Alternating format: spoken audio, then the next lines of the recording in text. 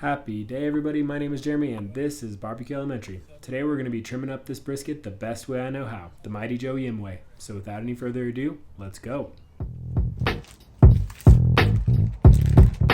If you're not aware of Joe's method, I'll do my best to lay it out here as I go. First step is going to be to trim this heel fat off the side, taking a straight edge rather than digging all that fat out of there, and trimming up the bottom fat.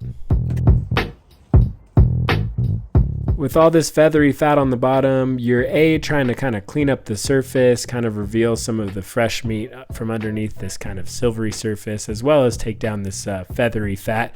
Don't go too crazy. Some of these fat lines run pretty deep, and so if you continue to try to get it all out, you'll end up with pretty big divots, and divots are bad.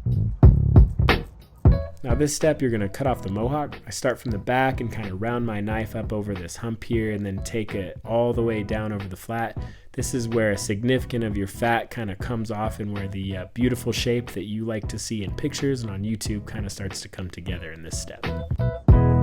After I took down the mohawk, it's time to start shaping the edges. It's really easy to see kind of how much fat is going to be in this large chunk here, and so for the overall presentation and cook, it was important to take that out.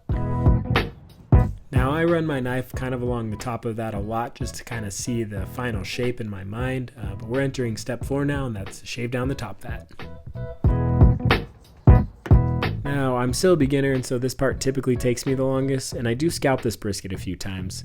I'd rather take a few little divots out of the fat and know that I'm getting all the fat I want off than leave too much, because what you don't want is for the hard fat not to render. That'll ruin your cook and ruin your day. After I took down the top fat, it kind of revealed these peaks and edges. This is the kind of stuff you want to round out, that way it doesn't get crunchy, crispy, or burn up in your cook. Back to step number 3, shape those edges. When I make these long cuts on the side, not only does it get rid of a lot of fat and help you achieve that overall nice shape, but also shows you how much fat you need to continue to take off the top. Now it's time to shape and take off these really thin parts of the flat. It's really important that you get rid of these and round it out, because those edges will burn. I repeat, they will burn in your cook. This is the stage where you really start to see the beauty and the simplicity of Joe's method. Almost every time you use step 3 and shape the edges, there's a place that you need to trim more fat. And every time you use step 4, shaving down more fat, it reveals a place you need to trim. And if you repeat those steps over and over, that'll be step 5. Then you get this really nice restaurant quality, YouTube video quality, envy of the cul-de-sac quality brisket almost every single time.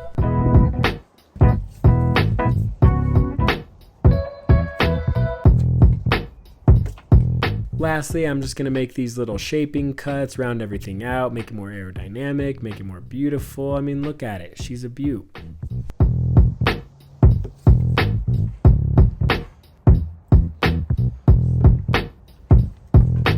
After the trim, it was time to season it up. BBQ Rat, aka Chuck Charney Chart, uses this jalapeno juice binder. It is amazing. I highly recommend it. Thank you so much for that tip.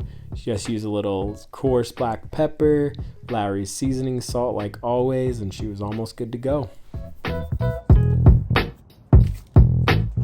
I always cook my brisket fat side up, and this one's no different, so make sure you get that meat side seasoned before you go ahead and do the top or the fat side.